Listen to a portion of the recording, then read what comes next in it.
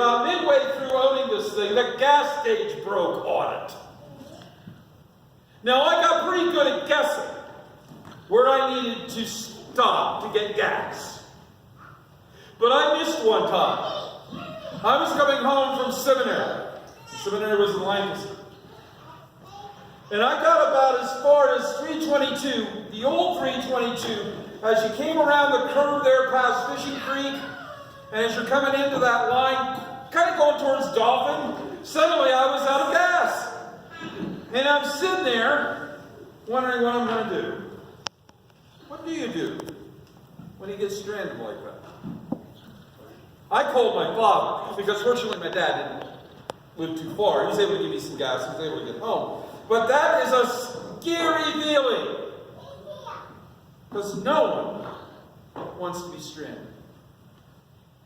Jill owned a very old car. For a while it ran perfectly, but after a while, you know how that goes. It would break down every now and then. And she called her friend John to come and get her because she was stranded. Well, one day John got one of those phone calls. And it went something like, "John, this is Jill. I'm stranded again." "What happened this time?" he says. "Oh, the brakes gave out," she says. "Well, where are you?" he asks. "I'm in the bank right now." He said, "And where's the car?" She says, "I'm sitting in it." A car breakdown, someone forgets to pick you up, a storm like the rainstorm we had on Friday, or a snowstorm like we have during the winter, or a traffic delay, it strands us from where we want to be to where we are. And no one likes that feeling of being stuck. Now, what do you do? Well, some of us call AAA, some of us call our insurance company, some of us call a taxi, some of us call dear old dad, some of us have to walk. But we call someone to come to our aid when we're stranded. And sometimes it's just not physically stranded, spiritually stranded, emotionally stranded. We call someone to our aid as our refuge and our strength to help us to feel safe again.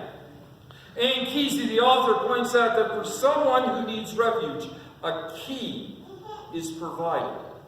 And for those of us who follow Jesus as Lord, the key is in our life in God, who rescues when we pray to Him. Now, so far, we've been looking at the Lord's Prayer. This prayer that Jesus has taught us is a pattern of all prayer. That we put God first in our prayer, and put His name first in holy reverence out of our holy respect for God.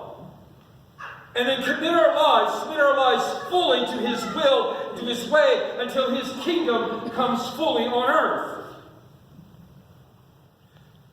By doing so, then we can give what's uppermost in our hearts and our minds. First, our present need, depending on God for all things, and knowing that God will provide for all things in His sufficient grace. Then, we give Him our past sins, things that we have done and said and thought that are counter to His will and His life in our life. Asking for that forgiving love and mercy so that we, being forgiven, can learn how to forgive others. But still, we can be stranded. Stranded by temptation, stranded by sin, stranded by evil. And that is future trial. Future trial that we face. How do we pray for rescue when the heat of temptation and sin and evil is on? Because this is a very hard world. And it entices us to look away from justice and goodwill. To look away when there are riots in the streets of Charlottesville because of white supremacists. To look away when there are people on the streets that need help and we don't know how to help them. To look away when people are scared and terrified because they keep hearing about possible nuclear weapons being used in war. Look away. Be attracted, be drawn away from our life and our commitment to God. Only God rescues from from this kind of tempting peril and test us to see if our faith is true. Matthew says, when you pray, say, Our Father in heaven, hallowed is your name. Your kingdom come, your will be done on earth as it is in heaven.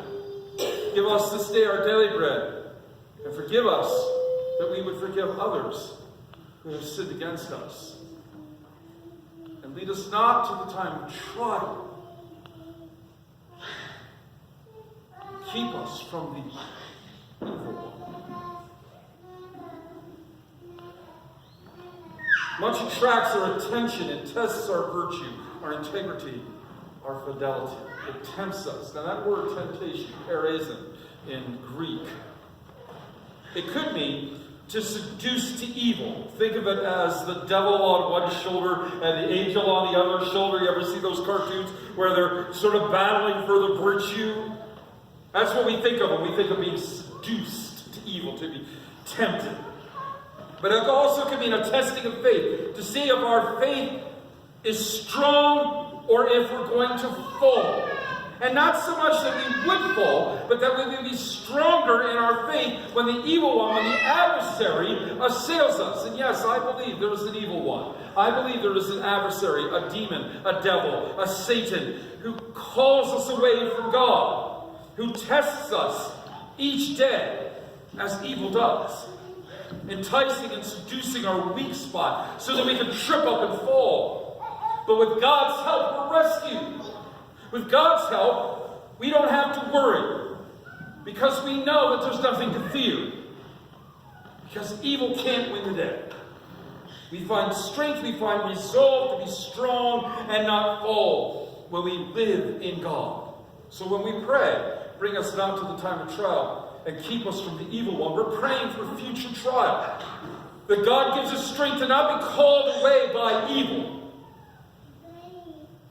but delivered in His all-sufficient grace, rescued when temptation is too strong to fight.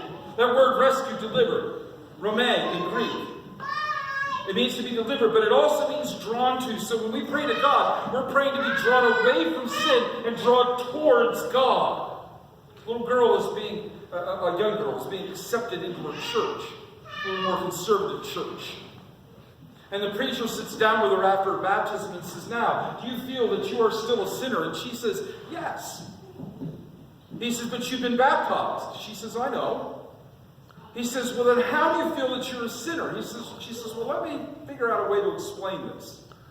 She said, it's not so much that I'm running towards sin, but running away from sin. See, when God draws us towards Him in grace, when the heat of temptation is on, we can run to Him and run away from sin. In this, God is our refuge, is our life, is our anchor in the storm. He saves us by His strength, by His hope, and gives us resolve to know our life in God. Be drawn to God in Jesus, so that sin has no power. And we can be strong. Strong in His love through His grace.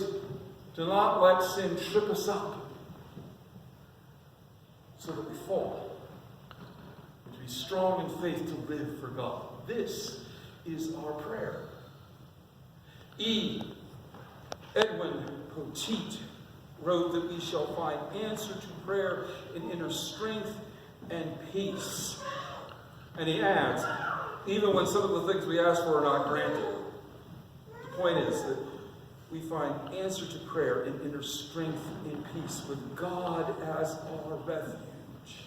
The shelter from the attraction and the temptation that draws us from God by sin. You can be drawn to God, seeking His counsel, His grace, and His power to find resolve to see it through, even when sin is so strong. You can turn to Him. Know that He'll stay there with you. This is what the psalmist is talking about today. He says, I call you, O Lord. I call upon you, O Lord. Come quickly to me. Give ear to my voice when I call to you. Let my prayers be counted as incense before you, and lift up my hands as the evening sacrifice. Set a guard over my mouth, O Lord. keep a watch over the door of my lips. Do not turn my heart to any evil, to busy myself with the wicked deeds in the company of those who work iniquity. Don't let me eat of their delicacies. Let the righteous straighten me. Let the faithful correct me. Never let the oil of the wicked anoint my head, for my prayer is constantly against their wicked deeds. When they're given over to those who shall condemn them, when they shall learn that my words are pleasant, like a rock that one breaks apart and shatters on the land, so shall their bones be strewn at the mouth of Sheol. But my eyes are turned towards you, O God, my Lord. In you I seek refuge. Don't let me be defenseless. Keep me from the trap that they have laid before me, and the snare of the evildoer. This man is in trouble. Here's a guy that's in real trouble. He's being enticed to sin. He's being called away from his life in God. He's being drawn away from the love of God. And yet, by his words, we know that he knows God, that he trusts God, and he reflects faith in God when he's being seduced, even when he's being assailed by evil. And he's looking to God to guard him and to guide him through it. So he seeks God's power, he seeks God's strength. He seeks God as his rock, his anchor, his refuge, his shelter, as the waves of sin are battering him. He says, but my eyes are turned to you, O God. My Lord, in you I seek refuge. Do not let me be defenseless. You see, when the power of sin is too great, when the temptations are overwhelming, when you feel like there's nowhere to turn, when you don't know what to do, you can turn your eyes to God and Jesus and know the power of grace, that all-sufficient grace to rescue, to save you when evil attacks. That is our prayer. The prayer of those who look to God, who pray for salvation, to be rescued by God, that in God we can find and know that strength to overcome and be faithful. Does that mean you'll not sin again? Does that mean that you won't be tripped up and fall? Of course not. We're human. And part of the human condition is we do just that. We are tempted and we get seduced. We get enticed. We trip up. We fall. But what it does mean is that you're not alone. God is with you. And you're able to know that forgiving love and that mercy when you do fall. And you have that strength of God to resist and have hope to look to God in Jesus when the power of evil and the power of sin seem to be too much. Just turn your eyes to Jesus. Turn your eyes to God and find that refuge and that strength. Because God is there to rescue you. Even when the hardness of life is too hard. Even when evil presses in. You know that you will not be crushed. Put your life into His hands. One more story. I've told this one before, so I'm going to tell it again. There's a pastor. He was very frugal, this pastor. Very frugal. He had to watch every penny. He and his wife didn't make too much money, and they had to be sure that, that they were saving and so on. Well, one day he comes home, and on the back of the bedroom door is a new dress. And he approaches the dress, and he looks at the tag. $250. He can't believe it. He goes nuts. He gets just fuming mad. And he approaches his wife in the dress, and he says, "Do you mind explaining this to me?" She says, "Well, see, this is what happened. I was walking down the street, and I looked into the dress shop, and on the mannequin was this dress, and I thought, how beautiful that would look on me. So I thought, I'll just go in and try it on. So I did. I tried it on, and a voice whispered in my ear, 'That's beautiful. You should buy it.' It was Satan, and I knew it was Satan. So I bought the dress." He said, "Well, when that happens to me, I say, 'Get thee behind me, Satan.'" She said, "I did." He said, "What happened?" He says, "It looks fabulous from back here, too." Some things are just too tempting. But God gives us strength, God gives us hope, God gives us grace. That we can come to Him when the heat is on. so that we can pray to Him because we're taught to pray. Pray out of reverence for God, to God for our future trial. When that temptation is on, when we are seduced and tested in faith, when in God we find refuge and are rescued in all sufficient grace, because we seek God as shelter from the storm. We turn our eyes to Him, and we know that He's there for us.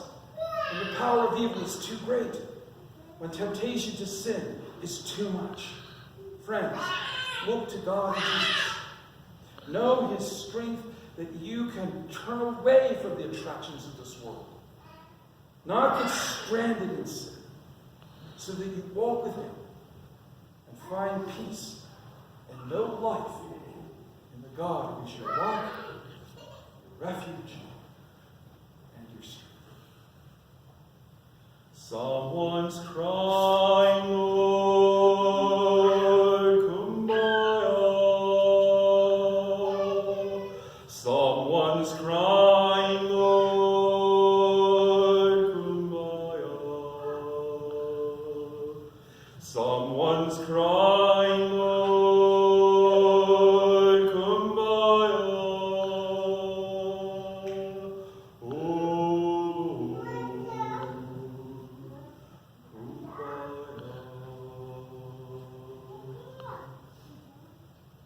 come by here, Lord. When temptation's too much, come by here. When sin presses in, come by here.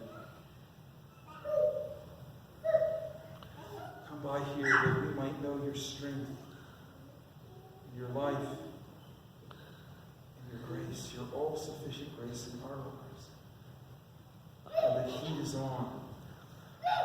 When temptation hits that weak spot, when we're being tested by our faith to know if that faith is true, come by here and aid us in our need. Help us to remember we're not alone. That even if we fall, you are there to pick us up. And if we don't fall, that you're there to give us the strength and the hope and the grace to carry on, even as the storm assails. Help us, Lord, and rescue us. That by your life, by your grace, by your hope, we'll find shelter, refuge from the storm. We pray this in the name of the Father, and of the Son, and of the Holy Spirit.